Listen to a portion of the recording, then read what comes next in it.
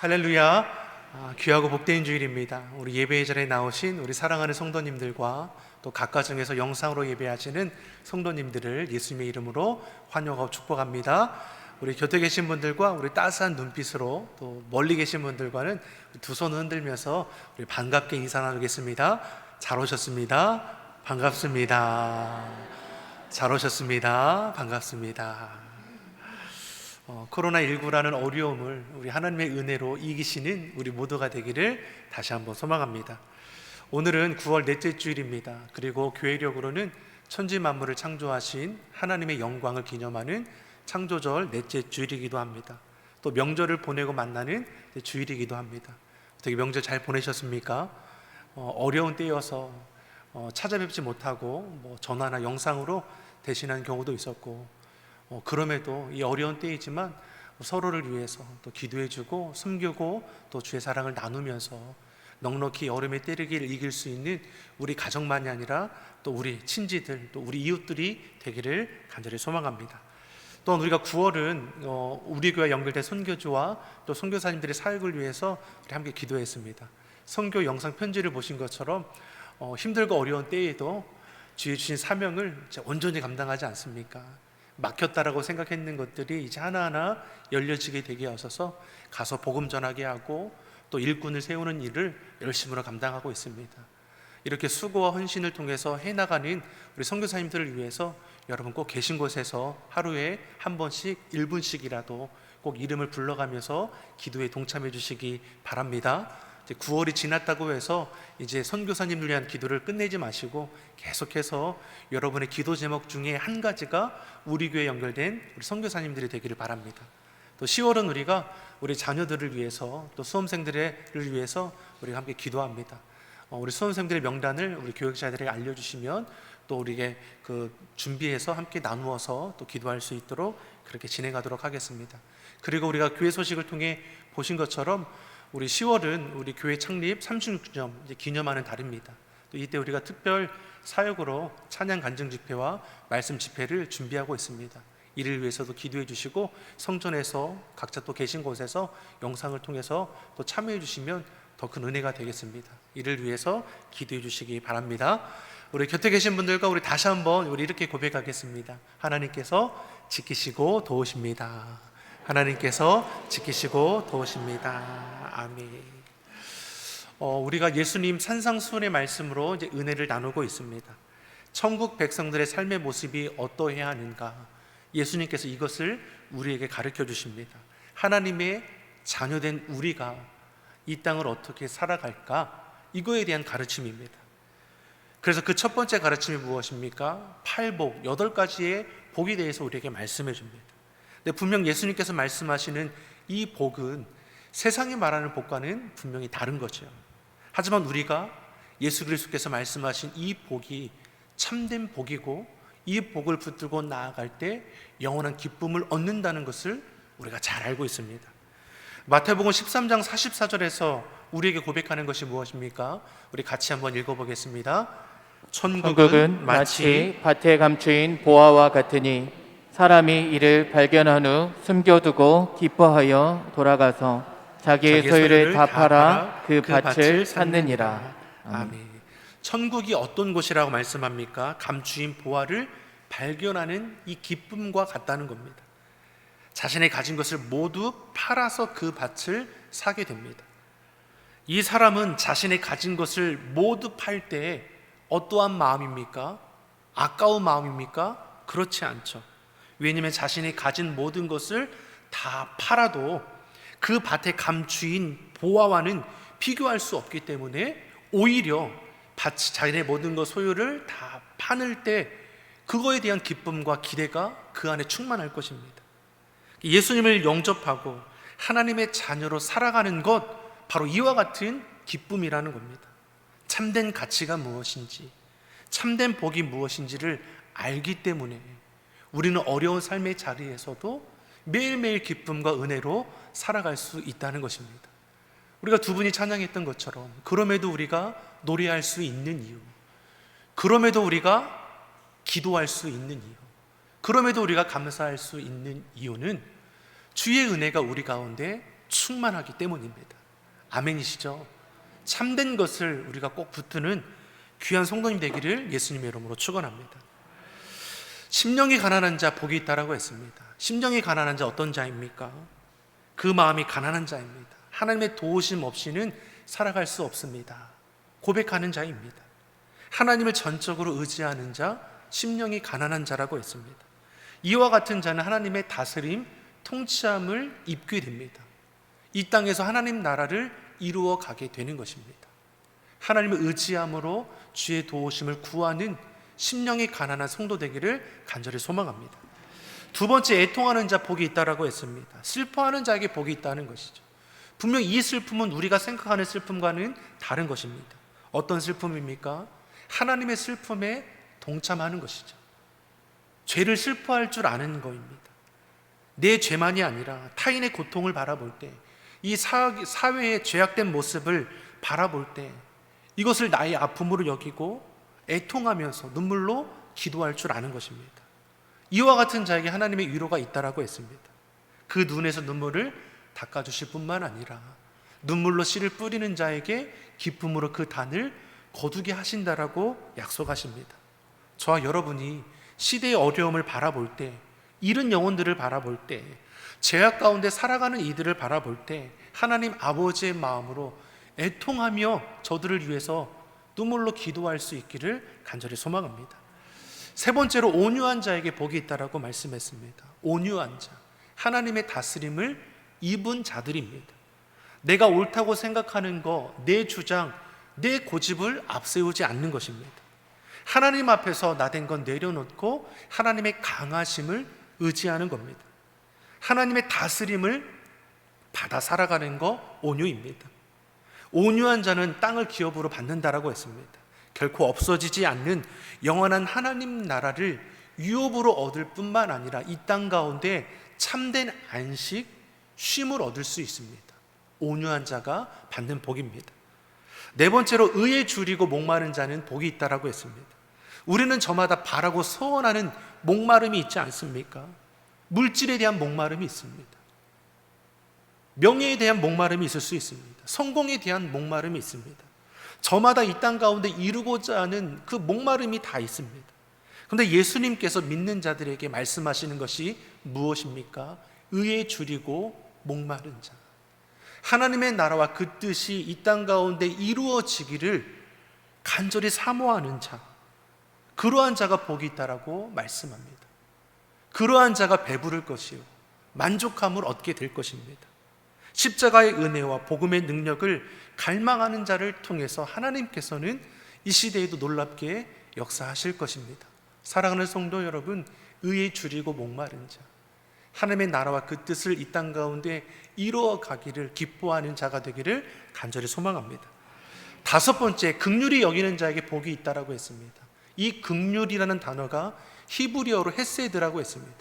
헤세드 우리가 잘 알지 않습니까? 하나님의 은혜와 사랑, 자비를 나타내는 단어입니다. 변함없으신 하나님의 은혜, 변함없으신 하나님의 사랑, 변함없으신 하나님의 긍휼을 입은 자들입니다. 그러니 무엇을 말씀합니까? 내가 너희를 사랑한 것 같이 너희도 서로 사랑하는 것이고, 내가 너희를 긍휼히 여긴 것 같이 너희도 서로 긍휼히 여기는 자가 되라고 말씀합니다. 이 긍휼함을 입은 자는 용서하지 못할 것이 없게 되는 것이죠. 그리고 어떤 복이 있습니까? 너희가 서로를 불쌍히 여긴 것 같이 나도 너희를 불쌍히 여기노라 라고 말씀하는 것입니다. 이 은혜를 저와 여러분이 누리고 나아가기를 간절히 소망합니다.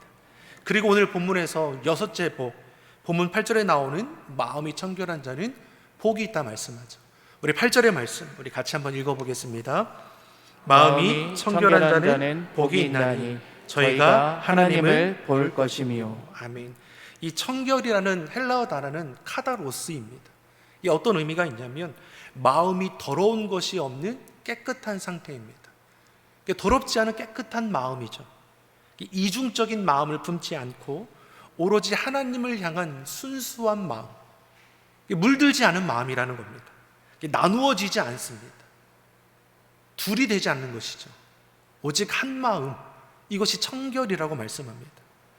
당시 교권자들, 이제 바리새인들, 율법학자들은 이 백성들에게 존경받던 자들입니다. 그런데 어떻습니까? 예수님께서는 저들을 책망하셨습니다.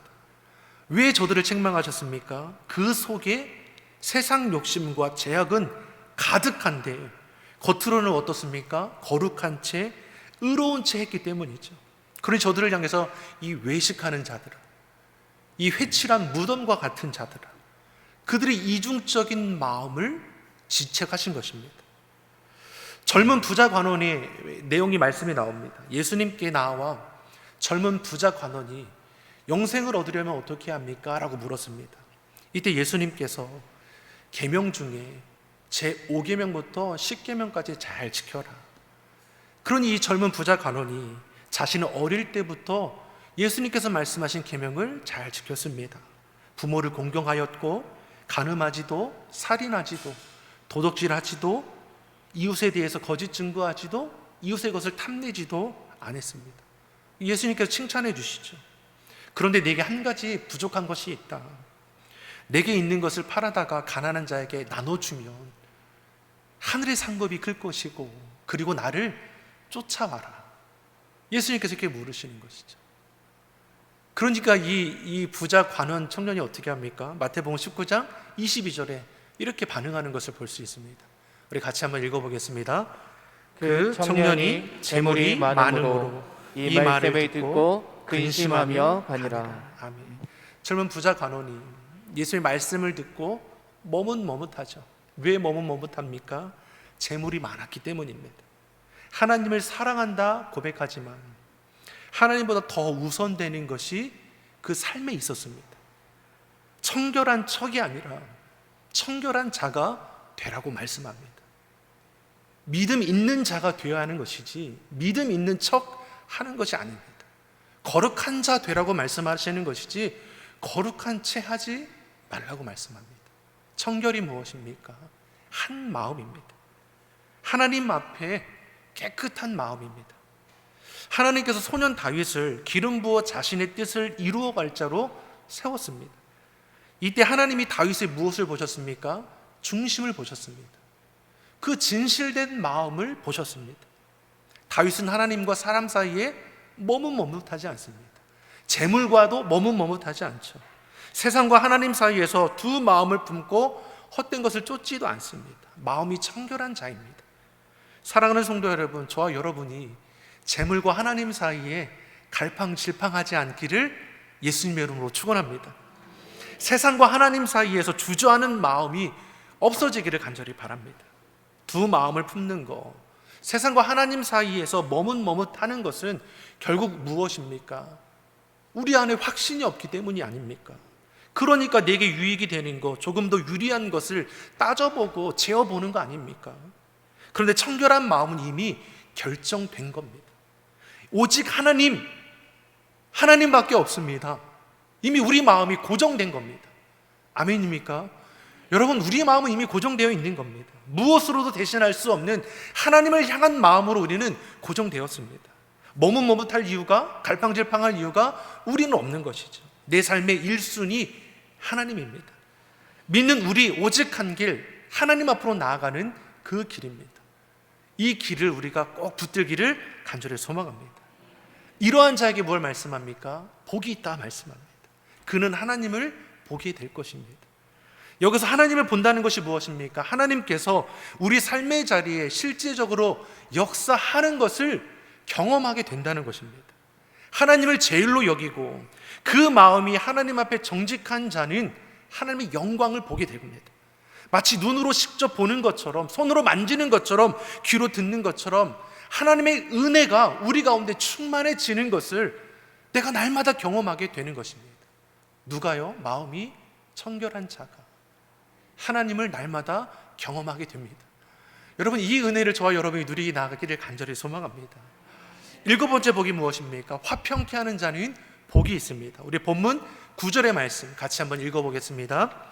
화평케 하는 자는 복이 있나니 저희가 하나님의 아들이라 일컬음을 받을 것이며. 아멘. 이 헬라어로는 에히레네라고 합니다. 평화, 안전이라는 의미가 있습니다.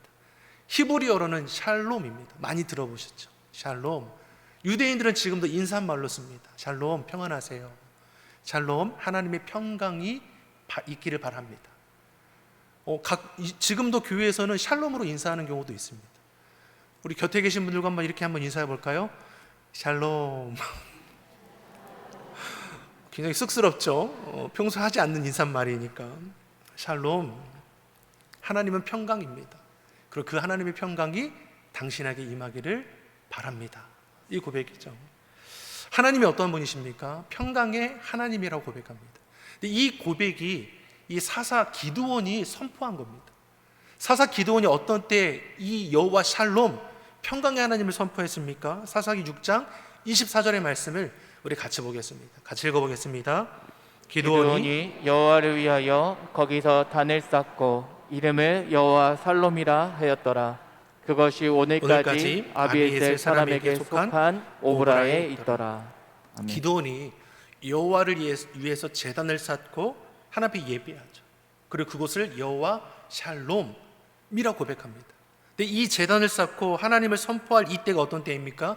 미디안 족속들로 인해서 괴로움을 당할 때입니다. 이 괴로움을 받을 때 이 기드온이 어떻게 고백합니까? 하나님은 평강이십니다. 위기 속에서 평강의 하나님을 선포하고 있습니다. 다시 말해서 어떠한 상황 속에서도 우리에게 평화를 주실 수 있는 분 여호와 하나님이십니다 고백합니다. 코로나19의 시대를 살아가는 저와 여러분에게 이 여호와 샬롬의 은혜가 있기를 간절히 소망합니다. 여러분 힘들고 지칠 때 여러분도 선포하십시오. 여호와 샬롬, 하나님의 평강이 우리 가운데 임하게 하여 주시옵소서. 우리 가정을 안전하게 하여 주시옵소서. 우리 산업을 안전하게 하여 주시옵소서. 우리 심령을 평안하게 하여 주시옵소서. 이 나라를 지켜 주시옵소서. 여호와 샬롬, 우리가 그 은혜를 이루어 나갈 뿐만 아니라 우리가 그런 은혜를 나타내는 자가 되라고 우리가 말씀하지 않습니까? 분명 세상은 평화를 바라고 안전을 원합니다. 근데 여전히 우리 안에는 어떻습니까? 다툼과 분열이 있지 않습니까? 분쟁과 전쟁이 여전히 계속되고 있습니다. 아이러니하게도 다투고 싸우는 이유가 무엇입니까? 평화를 이루겠다는 것입니다. 평화를 이루려는 방법이 평화롭지 못하지요. 평화를 이루고 화목해 하는 힘은 결국 우리 안에는 있지 않다는 것입니다. 하나님 안에 있습니다. 기도원이 참 지혜로운 것이죠. 여호와 샬롬, 하나님의 평강이 임하기를 원합니다. 하나님 의지하는 것이죠. 그리고 믿는 저와 여러분이 이 평강을 이 땅 가운데 이루어가는 자로 우리를 불러주셨다 말씀합니다. 고린도후서 5장 18절의 말씀 우리 같이 한번 읽어보겠습니다. 모든 것이 하나님께로 났으니 저가 그리스도로 말미암아 우리를 자기와 화목하게 하시고 또 우리에게 화목하게 하는 직책을 주셨으니. 아멘. 예수님께서 화평케 하는 자에게 복이 있다 말씀하시죠. 화평을 만드는 자가 되라고 우리에게 말씀합니다. 영어로 하면 피스메이커죠. 많이 들어보셨죠? 피스메이커 되라는 겁니다. 사실 우리 안에는 선한 것이 없습니다. 죄로 인해서 우리는 어떻습니까? 다 깨어졌습니다. 하나님과의 관계도 깨어지고 사람과 사람과의 관계도 깨어지고 모든 것이 다 깨어졌습니다. 그러한 우리를 십자가의 은혜로 화목하게 하셨습니다. 원수된 것을 십자가로 소멸하여 주셨고 세상에 줄 수 없는 평강을 맛보게 하셨습니다. 그리고 하나님의 그 은혜와 사랑 속에서 우리를 이 시대에 화목하게 하는 직책을 주셨다라고 말씀합니다. 저와 여러분이 화평하게 하는 이 피스메이커가 되기를 간절히 소망합니다. 여러분이 자리한 그곳에 주의 은혜가 흘러가고 주의 평안이 임하기를 간절히 원합니다. 트러블 메이커라는 말이 있지 않습니까? 그 사람이 있는 곳에는 다툼이 있고 불평이 나오고 이런 삶의 모습이 아니라 정말 하나님의 은혜와 사랑을 흘려보내고 평안함으로 인도할 수 있는 피스메이커가 되는 은혜가 있기를 간절히 소망합니다. 빌립보서 4장 6절에 7절의 말씀을 같이 보겠습니다. 우리 같이 한번 읽어보겠습니다.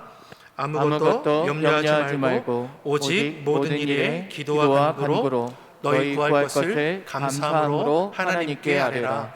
그리하면 모든 지각에 뛰어난 하나님의 평강이 그리스도 예수 안에서 너희 마음과 생각을 지키시리라. 아멘. 이 말씀을 통해서 우리가 알 수 있는 것이 무엇입니까? 하나님이 평강의 원천이 되십니다. 하나님의 평화를 가진 사람들은 다른 사람들과 더불어 이 화평하게 하는 능력을 이미 지니고 있는 겁니다. 그 대표적인 능력이 무엇입니까? 우리가 읽은 빌립보서 말씀, 기도할 줄 아는 겁니다. 우리는 모든 일에 기도와 간구로 하나님께 아뢰어 나아갈 수 있습니다. 화목하지 못한 대상이 있다면 우리는 그 영혼을 위해서 기도할 줄 알게 되는 겁니다. 참되게 기도하는 가운데 우리는 화평의 도구로 쓰임 받게 되는 것입니다. 미움도 원망도 불평하는 것도 그 사랑 안에 녹아지게 되어 있습니다. 사랑은 허다한 죄를 덮는다라고 분명히 말씀합니다. 용서하지 못할 것이 없는 것입니다. 우리는 이미 그러한 사랑과 용서를 받은 자입니다. 없는 것을 나누는 것이 아니라 이미 받은 것을 나누어 줄 수 있는 자입니다. 화평케 하는 자는 복이 있습니다. 그가 하나님의 아들이라 일컬음을 받게 될 겁니다. 일컬음을 받게 된다는 것은 무엇입니까? 외친다는 겁니다. 누군가 외쳐준다는 겁니다. 믿지 않는 자들이, 이웃들이 우리를 향해서 너는 참 하나님의 사람이야, 정말 하나님이 기뻐하실 만한 정말 거룩한 자야, 이런 외침을 받는 은혜가 화평하게 하는 자에게 있다는 것입니다. 사랑하는 성도 여러분, 우리가 화평을 이루어가기 위해서 수고하고 애써 나아갈 때 하나님께서도 인정해 주시지만 믿지 않는 자들이 우리를 보면서 인정해 줄 수 있게 될 것입니다. 우리가 자리하는 그곳에 다툼과 분열은 물러가고 기쁨과 평강임이 넘쳐날 수 있기를 간절히 소망합니다. 그리고 마지막 8번째 복이 무엇입니까? 의를 위하여 핍박을 받는 자 복이 있다 말씀합니다. 우리 보면 10절, 11절 우리 같이 한번 읽어보겠습니다. 의를 위하여 핍박을 받는 자는 복이 있나니 천국이 저희 것임이라. 나를 인하여 너희를 욕하고 핍박하고 거짓으로 너희를 거슬려 모든 악한 말을 할 때에는 너희에게 복이 있나니. 아멘. 여기서 의가 무엇입니까? 하나님의 뜻이죠. 앞에서 나오지 않습니까? 의를 위하여 줄이고 목마른 자, 하나님의 나라와 의를 이루어가는 자입니다. 하나님의 뜻을 따라가는 자에게는 세상의 이 핍박, 세상이 주는 박해가 있다는 겁니다. 기꺼이 하나님의 뜻을 위하여 주님을 위해서 손해를 감수하는 자이죠. 이러한 자에게 복이 있다라고 말씀합니다. 이러한 자에게 천국이 임한다라고 말씀합니다. 팔복은 천국으로 시작해서 천국으로 마칩니다. 예수님의 가르침은 세상에 있지 않고 하나님 나라에 있습니다. 하나님의 나라의 복을 말씀하시는 것이고, 하나님의 나라가 이 땅에 이루기 위해서 하나님의 자녀된 자가 어떻게 살아야 하는지, 이에 대한 집중적인 가르침이라는 것입니다. 그러기 믿는 자로 살아갈 때는 세상이 주는 어려움이 있다는 것입니다. 이것에 대해서 말씀하시기를 너희가 나를 위해 욕을 먹고 핍박을 받고 억울한 일을 당할 때에 기뻐하고 즐거워하라고 말씀합니다. 하늘의 상급이 크다라는 것입니다. 사랑하는 성도 여러분, 믿는 자들은 그 믿음을 지키기 위해서 당연히 만나는 어려움들이 왜 없겠습니까? 디모데후서 3장 12절에서도 무엇을 말씀합니까? 같이 한번 읽어보겠습니다. 무릇 그리스도 예수 안에서 경건하게 살고자 하는 자는 핍박을 받으리라. 믿음을 지키기 위해서, 경건하게 살기 위해서 당연히 어려움이 있죠. 불편함이 왜 없습니까? 하지만 우리가 의를 위하여 핍박을 받는 거지만 정확하게는 무엇입니까? 우리가 택한 것이죠. 박해를 받기를 택한 것입니다. 핍박받는 그 길을 담대히 걸어가고자 다짐했다는 것입니다. 믿음을 지키기 위해서 불편함도 감수합니다. 주의 말씀을 지키기 위해서 내 손해도 감수하기로 작정한 것입니다. 심령이 가난한 자, 애통한 자, 의에 온유한 자, 의에 줄이고 목마른 자, 긍휼히 여기는 자, 마음이 청결한 자, 화평케 하는 자, 결국 하나님의 그 뜻을 이루어 가기 위해서 세상이 주는 핍박과 박해에도 물러서지 않겠다라고 다짐한 자들입니다.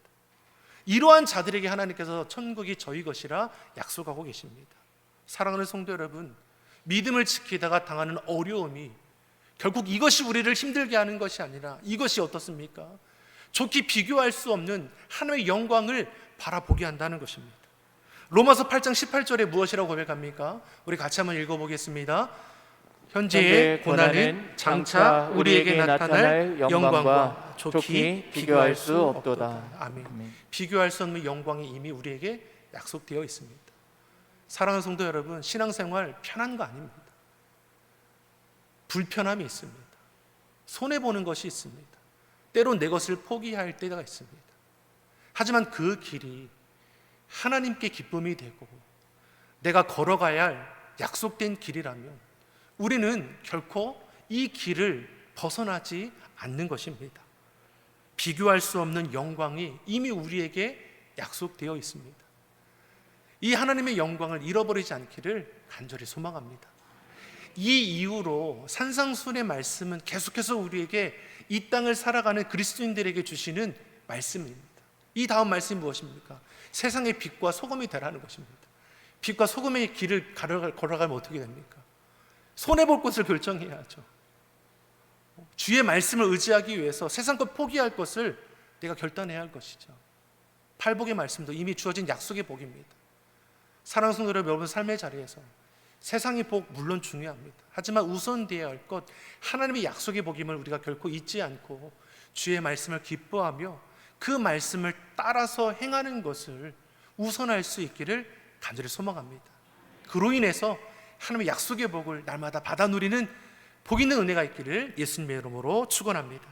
기도하겠습니다. 사랑의 하나님 아버지, 주님 안에 누릴 수 있는 복된 삶을 우리에게 가르쳐 주시니 감사합니다.